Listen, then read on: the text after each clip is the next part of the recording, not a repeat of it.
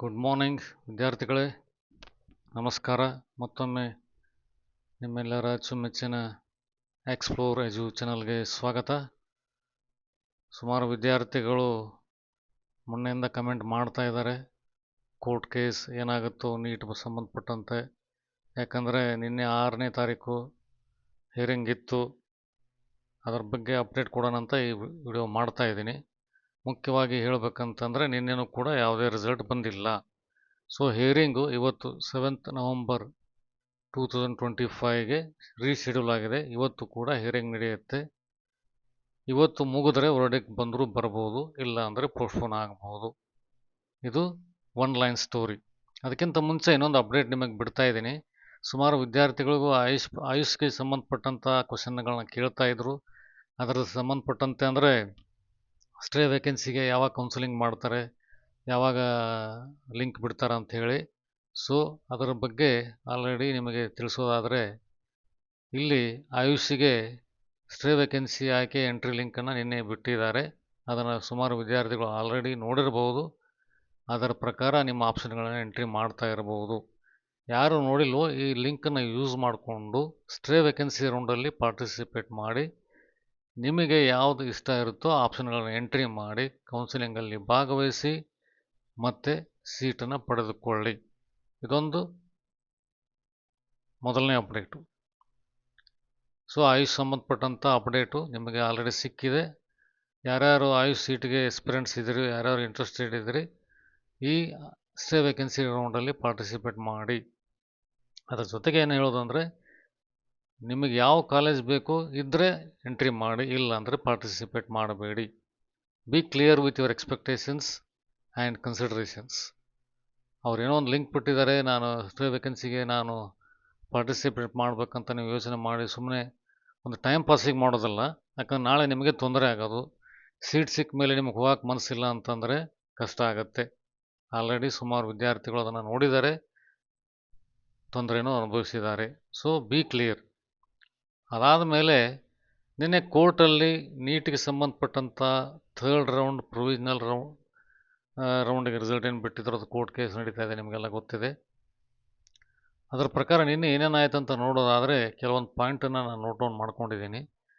So KA NEET what happen on 6th November in the court. ನಿಮಗೆಲ್ಲ ಗೊತ್ತಿದೆ, ಇದರ centre point of the problem, ಈ court case ನಡೀತಾ ಇರೋದು ಯಾಕಂತ ನಿಮಗೆ ಆಲ್ರೆಡಿ ಗೊತ್ತಿದೆ. ಅದು ಈ 443 ಸೀಟಿಗೆ ಸಂಬಂಧಪಟ್ಟಂಗೆ. This is a centre point, focal point of the legal issue. There was a long hearing happened in the court for this 443 seats and its allotment process followed by the KEA. ಈ 443 seat ಸಂಬಂಧಪಟ್ಟಂಗೆ ತುಂಬ ಹೊತ್ತು argument ನಡೀತು. ವಿದ್ಯಾರ್ಥಿಗಳ ಕಡೆಯಿಂದ lawyer ಮತ್ತು KEA ಕಡೆಯಿಂದ lawyer. ಈ 443 ಸೀಟ್ಸ್ ಯಾವ್ಯಾವ ಗೈಡ್ಲೈನ್ಸ್ ಯೂಸ್ ಮಾಡಿ ನೀವು ಅಲಾಟ್ಮೆಂಟ್ ಮಾಡಿದ್ದೀರಿ ಅಂತ ಕೋರ್ಟ್ನವರು KEA ಅವರಿಗೆ ಕೇಳಿದಾಗ, ಅವರು ಕೋರ್ಟಲ್ಲಿ ಲಾಯರ್ಸು ಅಷ್ಟೊಂದು ಸಮಂಜಸವಾದ ಕನ್ವಿನ್ಸಿಂಗ್ ಆನ್ಸರ್ಸ್ ಕೊಡಲಿಲ್ಲ. KEA lawyers showed a line statement mentioned that is KEA will update guidelines from time to time. ಬ್ರಾಚರಲ್ಲಿ ಇರೋದು ಒಂದು ಲಾಸ್ಟ್ ಲೈನ್ ತೋರಿಸಿದ್ರಂತೆ. ಯಾವುದೇ ಥರ ಫಿಕ್ಸ್ಡ್ ಗೈಡ್ಲೈನ್ಸ್ ಥರ ಇರೋದಿಲ್ಲ ಅನ್ನೋ ಥರ ಇದು ಸ್ಟೇಟ್ಮೆಂಟ್ ಆಗುತ್ತೆ. So it will be updated as and when it is required base on the case in hand. ಯಾವಾಗ ಬೇಕೋ ಆವಾಗ KEA ಅವರು ಗೈಡ್ಲೈನ್ಸನ್ನು ಅಪ್ಡೇಟ್ ಮಾಡ್ತಾರೆ ಅನ್ನೋ ಥರ ಇದೆ. ಸೊ ಅಂದರೆ ಮಾಸ್ಟರ್ ಬ್ರೋಚರ್ನಲ್ಲಿ ಇರೋ ಗೈಡ್ಲೈನ್ಸು ಜಡ್ಜ್ ಕೇಳಿರೋ ಪ್ರಕಾರ ಇಲ್ಲ. ಅಂದರೆ ಮಾಪಪ್ ರೌಂಡ್ ಬಂದಾಗ ಅಥವಾ 3rd ರೌಂಡ್ ಕೌನ್ಸಿಲಿಂಗ್ ಮಾಡಬೇಕಾದ್ರೆ ಎಕ್ಸಾಕ್ಟ್ಲಿ ಫಸ್ಟ್ ರೌಂಡ್ ಮತ್ತು ಸೆಕೆಂಡ್ ರೌಂಡ್ಗೆ ಫಾಲೋ ಮಾಡಿರೋ ಗೈಡ್ಲೈನ್ಸನ್ನು ಫಾಲೋ ಮಾಡ್ತೀರಾ ಅಥವಾ ಅದಕ್ಕೆ ಬೇರೆ ಥರ ಗೈಡ್ಲೈನ್ಸ್ ಇದೆ ಅನ್ನೋ ಥರ ಕೇಳಿದ್ದಾರೆ ಅವರು. ಬಟ್ ಇವರು KEA ಕಡೆಯಿಂದ ಲಾಯರ್ಸ್ ಏನು ಮಾಡಿದ್ದಾರೆ, ಬ್ರಾಚರಲ್ಲಿರೋ line KEA will update guidelines from time to time ಅಂತಂದರೆ 3rd ರೌಂಡ್ ಬಂದಾಗ ಬೇರೆ ಥರ ಇರ್ಬೋದು, ಮಾಪಪ್ ರೌಂಡಿಗೆ ಬಂದಾಗ ಬೇರೆ ಥರ ಇರೋ ಥರ ಅಂತ ಕೋರ್ಸುತ್ತೆ. This statement did not convince the judge. ಈ ಸ್ಟೇಟ್ಮೆಂಟಿಂದ ಅವರು ಕನ್ವಿನ್ಸ್ ಆಗಲಿಲ್ಲ. ಸೊ ಅದರ ಪ್ರಕಾರ KEA lawyers fail to justify the process followed for the third round seat allotment, and also it was noticed that the lawyers were delaying their explanation for the judge questions. Judge ಏನು ಕೇಳ್ತಾ ಇದ್ರು ಅದಕ್ಕೆ ಸರಿಯಾದ ರೀತಿಯಲ್ಲಿ quick ಆಗಿ answer ಮಾಡೋಕ್ಕೆ K lawyers ಕಡೆಯಿಂದ ಆಗಲಿಲ್ಲ. ಅವರು ಆ ಪ್ರೊಸೀಜರ್ ನೋಡೋದು, ಈ ಗೈಡ್ಲೈನ್ಸ್ ನೋಡೋದು, ಅಥವಾ ಅಲ್ಲೇ ಡಿಸ್ಕಷನ್ ಮಾಡಿ ಸ್ವಲ್ಪ ಡಿಲೇ ಆಗಿ ಆನ್ಸರ್ ಮಾಡ್ತಾ ಇರೋದು ಕಂಡು ಬಂತಲ್ಲಿ ಕೋರ್ಟಲ್ಲಿ. ಇದನ್ನು ನೋಡಿ ಜಡ್ಜ್ ಅವ್ರಿಗೆ ಗೊತ್ತಾಯಿತು, there must be something mess up, there is some mess up in the counselling process followed by KA for the third round. ಅದಕ್ಕೆ ಅವ್ರು ಏನು ಸಜೆಸ್ಟ್ ಮಾಡಿದರು KA ಲಾಯರ್ಸ್ಗೆ, come tomorrow with preparation and the hearing is schedule on 7th November 2025, that is today. Timing ಗೊತ್ತಿಲ್ಲ, morning ಸೆಷನಲ್ಲಿ ಇಲ್ಲ afternoon ಸೆಷನಲ್ಲಿ ಇರಬಹುದು. ಅದರ ಅರ್ಥ ಏನಾಗುತ್ತಂದರೆ KA ಅವರೊಂದು ಬ್ರೌಚರ್ ಬಿಡ್ತಾರೆ ಸ್ಟಾರ್ಟಿಂಗಲ್ಲಿ ಕೌನ್ಸಿಲಿಂಗ್ ಮಾಡುವಾಗ, ಅದರಲ್ಲಿ ಎಲ್ಲ ರೌಂಡ್ಗೆ ಸಂಬಂಧಪಟ್ಟಂಥ ಗೈಡ್ಲೈನ್ಸ್ ಇರುವುದಿಲ್ಲ. Base on the seat generated, ಅಥವಾ ಹೊಸ ಸೀಟ್ ಆ್ಯಡ್ ಆದಾಗ, ಹೊಸ ಕಾಲೇಜ್ ಆ್ಯಡ್ ಆದಾಗ ಥರ್ಡ್ ರೌಂಡಿಗೆ ಏನು ಗೈಡ್ಲೈನ್ಸ್ ಇದೆ, ಅಥವಾ ಅಪ್ ರೌಂಡಿಗೆ ಏನು ಗೈಡ್ಲೈನ್ಸ್ ಇದೆ, ಸೊ ಯಾರು ಪಾರ್ಟಿಸಿಪೇಟ್ ಮಾಡಬೇಕು, ಯಾರು ಪಾರ್ಟಿಸಿಪೇಟ್ ಮಾಡೋಕ್ಕಾಗೋದಿಲ್ಲ ಅನ್ನೋ ಗೈಡ್ಲೈನ್ಸನ್ನು ಮಾಸ್ಟರ್ ಬ್ರೋಚರ್ ಅಂತ ಏನು ನಾವು ಕರಿತೀವಿ, first before the start of the counselling, that should cover every guidelines. ಇದನ್ನೇ ಜಡ್ಜ್ ಕೇಳ್ತಾ ಇರೋದು, ಇದರಲ್ಲಿ ಇಲ್ಲ. ಸೊ ಅದರ ಅರ್ಥ ಬೇರೆ ಬೇರೆ ಟೈಮಲ್ಲಿ ಅದು ಅಪ್ಡೇಟ್ ಆಗ್ತಾ ಇರುತ್ತೆ ಬೇಸ್ ಆನ್ ದ ಕನ್ವೀನಿಯನ್ಸ್ ಅಂತ ಅನ್ನಿಸ್ಬೋದು ಅದು. So that is not A convincing statement for the court. So ಹೀಗಾಗಿ ಅವರು ಹಿಯರಿಂಗನ್ನು ಒಂದು ದಿವಸ ಪೋಸ್ಟ್ಪೋನ್ ಮಾಡಿ ಇವತ್ತು 7th November ಇಟ್ಟಿದ್ದಾರೆ.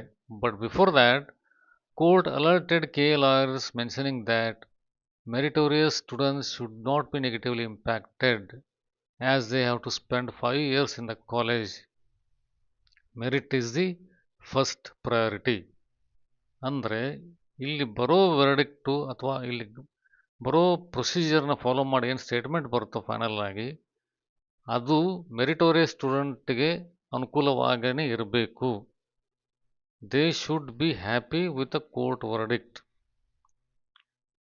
ನಾವು ಏನೋ ಒಂದು ನಿಮ್ಮ ಸ್ಟೇಟ್ಮೆಂಟನ್ನು ಯೂಸ್ ಮಾಡಿ ಕೊಟ್ಟರೆ, ಆಲ್ರೆಡಿ ಈಗ ಕಾಲೇಜಲ್ಲಿ ಅಡ್ಮಿಷನ್ ಆದವ್ರಿಗಾಗಲಿ ಅಥವಾ ಈಗ ಥರ್ಡ್ ರೌಂಡಲ್ಲಿ ಸೀಟನ್ನು ಎಕ್ಸ್ಪೆಕ್ಟ್ ಮಾಡ್ತಾ ಇರೋ ವಿದ್ಯಾರ್ಥಿಗಳಿಗೆ ಯಾರ್ಯಾರ ರ್ಯಾಂಕ್ ಯಾವ್ಯಾವ ಥರ ಇರುತ್ತೋ ಅದೇ ರ್ಯಾಂಕ್ ಪ್ರಕಾರ ಅವರಿಗೆ ಅವರ ಇಷ್ಟಪಟ್ಟ ಕಾಲೇಜುಗಳಲ್ಲಿ ಸೀಟು ಸಿಗಬೇಕು. ಅಂದರೆ ಈಗ ಆಲ್ರೆಡಿ ಕೇಸ್ ದಾಖಲಾಗಿರೋ ರೀತಿ ನೋಡಿದರೆ ಏನಾಗಿದೆ, ಮೊದಲೇ ತಿಳಿಸಿದ್ದಾರೆ ಅವರು, meritorious students are not given a proper or a fair seat compare to their rank with other students who have participated in the third round. ಮೊನ್ನೆ ರೌಂಡಲ್ಲಿ ಪಾರ್ಟಿಸಿಪೇಟ್ ಮಾಡಿರೋ ವಿದ್ಯಾರ್ಥಿಗಳಿಗೆ ಏನು ಸೀಟ್ ಅಲಾಟ್ಮೆಂಟ್ ಆಗಿದೆ, ಅದಕ್ಕಿಂತ ಒಳ್ಳೆಯ ರ್ಯಾಂಕ್ ಇರೋ ವಿದ್ಯಾರ್ಥಿಗಳಿಗೆ ಬಂದಿಲ್ಲ ಸೀಟು. ಅದು ಒಂದು ಕೂಡ ಇಂಪಾರ್ಟೆಂಟ್ ಪಾಯಿಂಟು ಸ್ಟೂಡೆಂಟ್ಸ್ ಲಾಯರ್ ಕಡೆಯಿಂದ. ಸೊ ಹೀಗಾಗಿ ಅವ್ರಿಗೆ ಇನ್ಜಸ್ಟಿಫೈ ಆಗಬಾರ್ದು, ಯಾವುದೇ ಥರ ತೊಂದರೆ ಆಗಬಾರ್ದು ಅನ್ನೋದನ್ನು ಕೂಡ ಹೇಳಿದ್ದಾರೆ. ಇದರ ಅರ್ಥ ನೋಡಿದರೆ somewhere KA is failing to provide proper evidence for the process followed in the third round of seat allotment. So ಇದರಿಂದ ಏನಾಗುತ್ತೆ ಅಂತಂದರೆ, ಒಂದೊಂದು ಸರ್ತಿ ಇವತ್ತು ಕೋರ್ಟಲ್ಲಿ ಕೇಸ್ ನಡೆಯುತ್ತೆ, ಹಿಯರಿಂಗ್ ಆಗುತ್ತೆ, ಆ ಟೈಮಲ್ಲಿ ಮತ್ತೆ KA ಅವರು ಸಮಂಜಸವಾದ ಉತ್ತರ ಕೊಡಲಿಲ್ಲ, ಎಕ್ಸ್ಪ್ಲನೇಷನ್ ಕೊಡಲಿಲ್ಲ, ಕರೆಕ್ಟ್ ಎಕ್ಸ್ಪ್ಲೇನ್ ಮಾಡಲಿಲ್ಲ ಅಂತಂದರೆ ಮತ್ತೆ ಹಿಯರಿಂಗ್ ಪೋಸ್ಟ್ಪೋನ್ ಆಗ್ಬೋದು. ಇಲ್ಲ KA ಅವರೇ ಸ್ವಲ್ಪ ಕಾಲಾವಕಾಶನೂ ಕೂಡ ಕೇಳ್ಬೋದು, ನನಗೆ ಮುಂದೆ 2-3 ದಿವಸ ಟೈಮ್ ಕೊಡಿ ಪ್ರಿಪೇರ್ ಆಗೋದಕ್ಕೆ, ಅಥವಾ ಸಂಬಂಧಪಟ್ಟಂಥ ದಾಖಲೆಗಳನ್ನು ಒದಗಿಸೋಕ್ಕೆ ಟೈಮ್ ಕೇಳ್ಬೋದು. So ultimately this will delay the final seat allotment for the third round.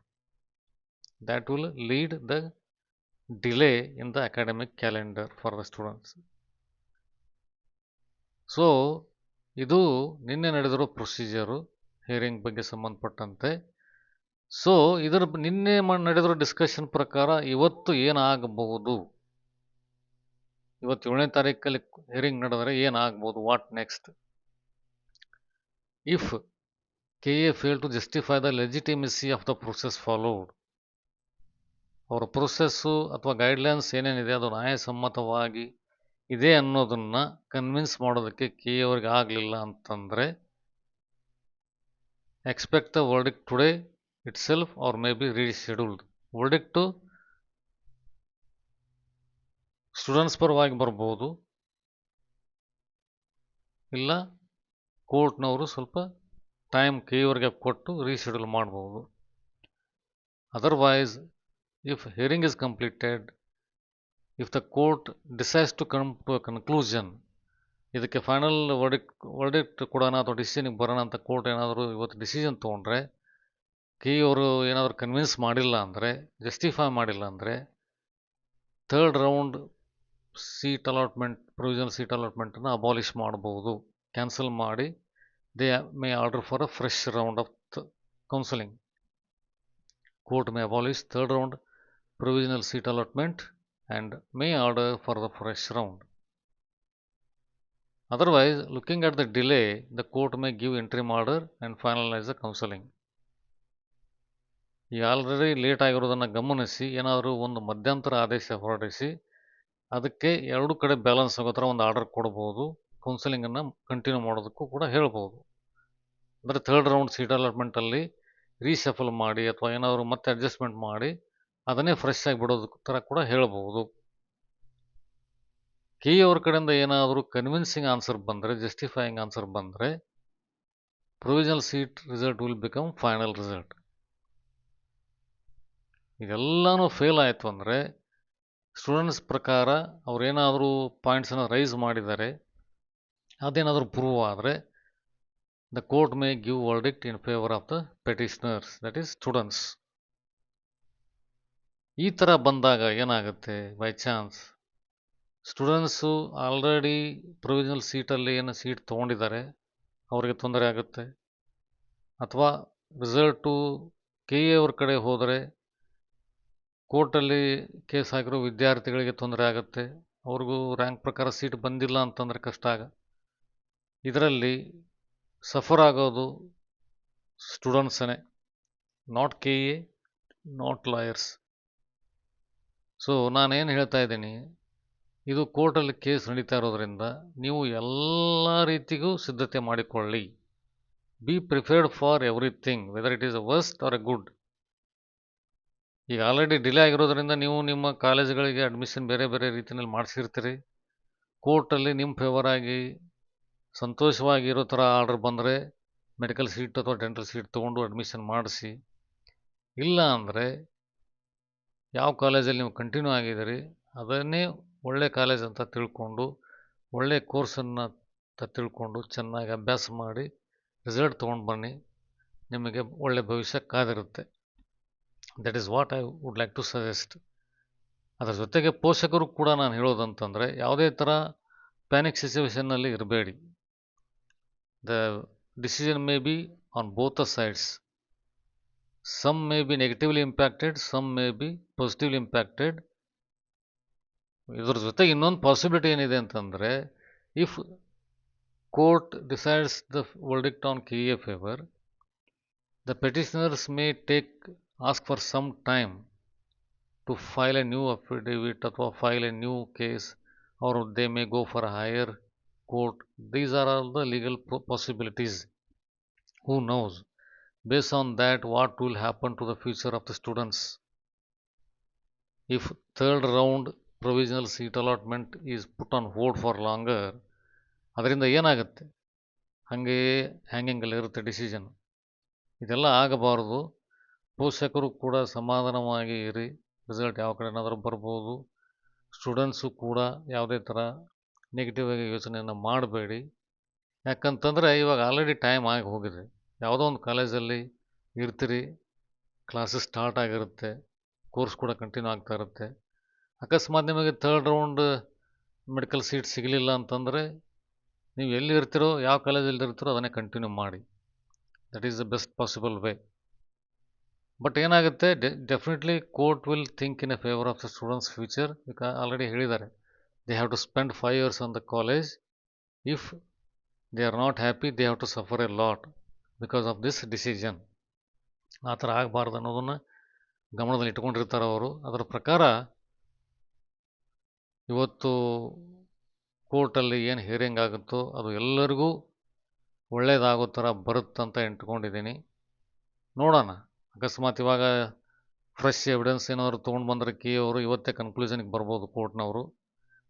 ಇಲ್ಲಾಂದರೆ ಮತ್ತೆ ನಾಳೆ ನಾಳೆ ನಾಳೆ ತಾರೀಖ್ ಪೇ ತಾರೀಖ್ ಐಸೆ ಚಲ್ತಾ ರೇಗ ಅಂತೀವಲ್ಲ ನಾವು. ಸೊ ಆ ಥರ ಹೋಗ್ತಾ ಇರುತ್ತೆ.